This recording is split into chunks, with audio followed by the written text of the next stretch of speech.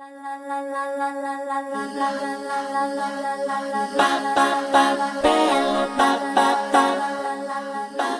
everybody, and today we are playing Trekking the National Parks. How's it going, Sarah? We just acquired this game recently. We did. So we traded for our copy of Everdell. We traded to get Trekking the National Parks and Roundhouse. I found a gentleman online who was trading away Trekking, and we worked out a deal. He said that he felt like Everdell was worth a little bit more than Trekking, and so he offered to throw in Roundhouse as well. And I was like, yeah, sure. I mean, that'd be great. And it ended up being a brand new in-shrink copy of Roundhouse. So that was exciting. I wanted to try Trekking for a while now. I suspect that maybe it might be a game that I can get my sister to play, and she doesn't play a lot of games with us, but I think that she might like this one. She really enjoys the national parks a lot, so I think that maybe I can get her to play this one with us. And then on top of that, getting Roundhouse, especially new in shrink, was like a huge bonus too. And he was pretty generous about that, because I was kind of willing to just trade straight one for one, and he said he felt like Everdell was worth a little bit more than this one, which honestly, like MSRP, it probably was. But it was very generous of him to include Roundhouse as well.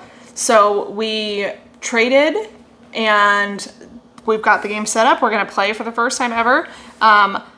Nick and I hated Everdell, had an absolutely miserable experience with it multiple times. So we... It is a strong word. It's not for us. I hated it. We did try it. We tried it several times. We made sure we were playing correctly, and it just still didn't appeal to us. So we were planning on getting rid of it anyway. So being able to trade it for a game that I've been interested in was really nice for me. So so we traded for it. We're excited to play it. It's in fantastic shape. And it's cool. They're like these little pawns. They like little backpack hiker guys. And the first player token is like this big chunky bear. And we've got these little tents as well. All these really cute little pieces. It seems like it's going to be a pretty simple game. On your turn, you can do two things, and you can either draw cards or you can play cards to move around the map. You can try to claim cards if you're at that location. So for example, if I was at this location here and I had these icons in my hand as cards in my hand, then I could discard these icons to claim that park, and it's worth a number of points. So we're just moving around the map. We're collecting these stones as we stop at different locations. At the end of the game, there are bonuses for every color. Whoever has the most gets a bonus. And then the points also come from, like I said, from stopping at these parks and spending the appropriate icons to either claim the park for ourselves with these top row here, or to camp out in the parks. That's what our little tents are for. Oh, we have a wild one coming to visit us. You coming? So we can camp out at the park. Hi, are you coming? You gonna come and play with us? Hi, baby. So you come and camp out at the park, and at the end of the game, when you camp out on the park, you immediately gain a particular like bonus action. And then if you're there at the end of the game, you also get some points as well. So it should be pretty simple. It's just 2 actions per turn, and it's basically like draw a card or move on the board and collect stones, or if you're in the right location, you can claim cards if you have the appropriate cards to turn in for those. So pretty simple, I think, but we're gonna give it a try. All right, well, we'll come back to you guys about mid-game, and yeah. Toodles! Hello, Sarah. So how is it going so far? Pretty simple. There's some neat things, like every park card has a little fact about the park and a picture from the actual location. So that's really cool. It's pretty simple. You just either draw cards or play cards to move around the map. And when you get to a location that's available, you can pay cards to claim the card, and that gives you some points at the end of the game. Or if it's a red card and you get to that location, you do the same thing. You pay cards, but instead of claiming the card, you place one of your tokens on it. And then it gives you points at the end of the game, and it gives you a special ability that you can use for the remainder of the game too. And it's pretty simple. Yeah. So, Yeah. What do you think? I think it's simple as well. You're picking up, you're dropping off, you're moving. You can collect the little tokens that will get you points, and then points for, having the most of that certain color token, and then, trying to get as much as you can get before the game ends, which is coming up very shortly. Yeah, very quickly. We're going to go ahead and get back to you guys after we get to that point to get a winner and a loser. Loser. All right, doodles. I see we have a victor and a loser at this point in the game. We do. And that would make you the winner of trekking the national parks. You are quick on your feet. Actually, you visited more parks than I did. I only visited 4 parks, and you visited 5. Incorrect. Oh, that's not true. I also visited 2 major parks, so I visited 6, and you visited 5. Yeah. So. I was going to the parks, and you were like, major park, and then, yeah. Well, these 2 are close together, so I figured I'd just hit both of them at the same time. Yeah, I mean, it's what it is. So this is a nice little racing game. It's not really that, hard to pick up. We picked it up pretty quick, played pretty quickly. We were basically going for the kill from the start. There's a few ways to get points. You get it from your little tokens from on the board, and then you get at the end of the game, if you have the most sets, if you have the most in a certain color, you will get more points. And then you will get points for parks that you visited or claimed, and then major parks you visited. And so, yeah, it's a lightweight. I don't know if I'd go as far as saying it's a filler game, but maybe just a hair above a filler game. Yeah, it's pretty simple. It's pretty simple, and so if you're a board game hobbyist, this will be. You'll pick up pretty quick. It's nice though. It's got facts about parks all around the country, and so I really liked this one. The one on this Pinnacles card. Pinnacles is a national park in California, and this says. Let's see if I can get it to focus. Well, I'll just read it to you. It says, nearly 400 bee species are found inside Pinnacles. This represents the highest bee diversity per unit area of any place on Earth. The bees range in size from a sesame seed to an almond. So that's pretty cool. Yeah. Yeah, it's a pretty interesting game. It's just like one of those little racing games, like the race to Eldorado? El Dorado. You're not. I don't know. It feels like you're kind of, by yourself in some kind of race. Yeah, I mean it's kind of a race because whoever gets 5 parks first triggers the end of the game, so it is kind of a race. You don't want to really dawdle because you need to keep up with points. So you want to be visiting a lot of parks, but it's not like a race to get to the same location most of the time, right? Like, we only played with a 2-player. You can go up to 4. Maybe it'll be a little tighter with 4, but there are 6 locations that you can visit at any time.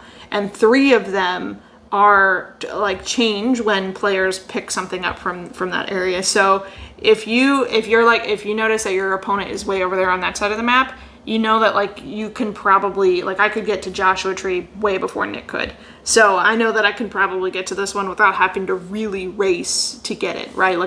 I definitely want to head that way, but I can sort of meander, and if that means that I can pick up some extra stones on the way, or in a couple areas where Pinnacles was right here and the Grand Canyon was right here, and that was one of the other major parks. So I sort of did this thing where I was like, okay, well, I'm aiming for the Grand Canyon so I can pop my tent up in one of the major parks. But if I swing through Pinnacles, I can pick this card up on the way. And because he was all the way on the East Coast, I knew that there was really no competition for this. I just needed to not really dawdle, because while I was doing that, he was also picking up cards over there. But I also feel like in a 2-player game, cards can come out on a side that you don't have, so then you have to start racing. Yeah. But it hasn't really happened that much.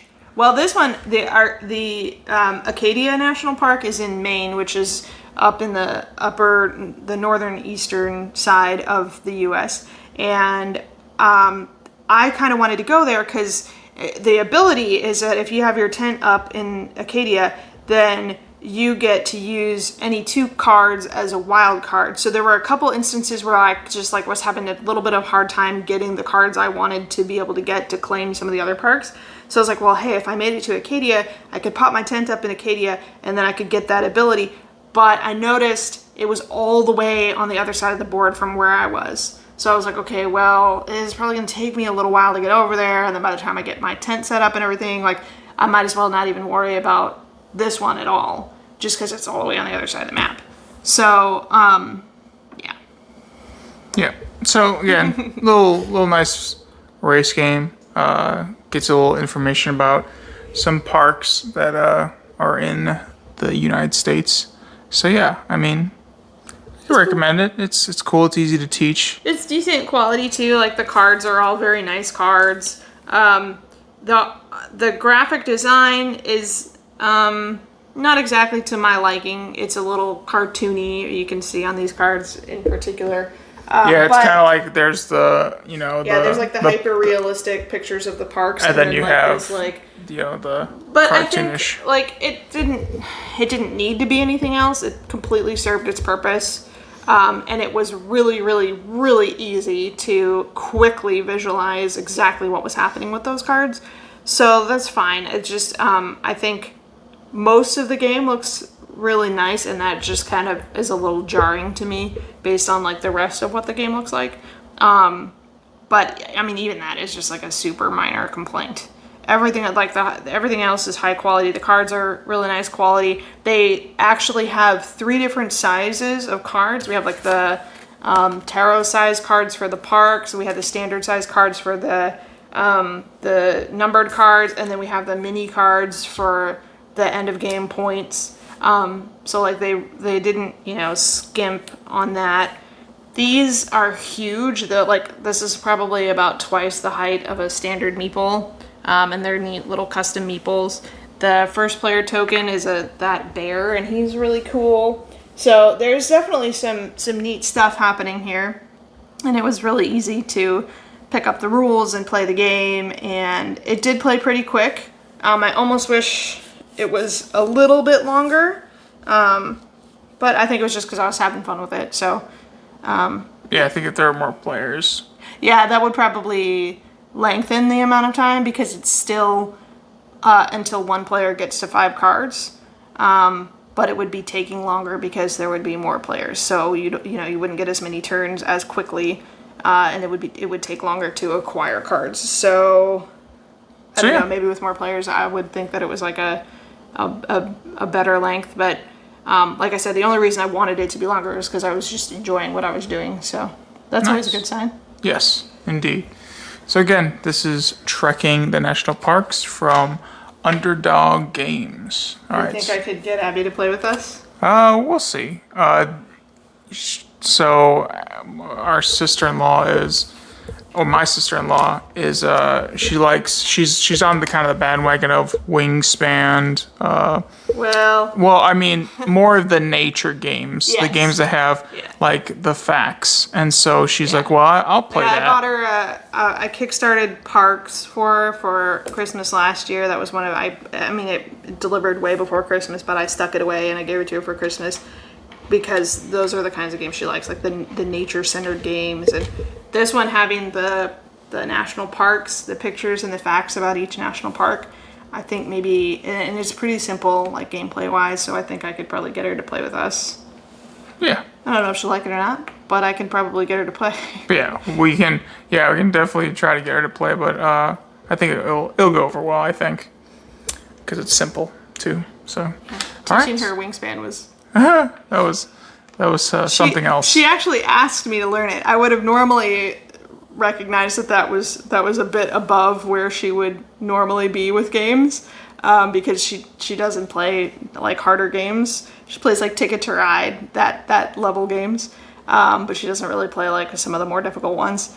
And so I kind of knew going into it that it was going to be a bit to chew for her. But she specifically asked. She works in like an animal-centered career, and some people at work had told her about it, and so she's like, "That sounds really cool. My sister's always playing games. Maybe I can get her to show it to me." So I did show it to her, but she's more interested in looking at the cards. Yeah, she thought that the artwork was really pretty, and the she information. appreciated the bird facts that are on the cards. So I think that this one is a little bit more her speed, and she'll probably really appreciate some of the park facts and stuff like that. I was kind of caught up in the gameplay a little bit, and I wanted to like stop and read the facts on the cards, but I was like, well, I can do that at the end of the game. But she would actually sit there, I think, and like in the middle of the game, be like reading the facts and stuff like that when it was not her turn, because she likes that kind of information and that kind of stuff. And then she'd regurgitate it on us later. We'd like drive past one of these parks or be in it or something, and she'd be like, "Hey, did you know?" And then she would tell us some fact about it. So I think she might like this one. I guess we'll see. Yeah. All right. Well, until next time, we'll see you all later. Toodles. La la la la la la la la la la la la la la la la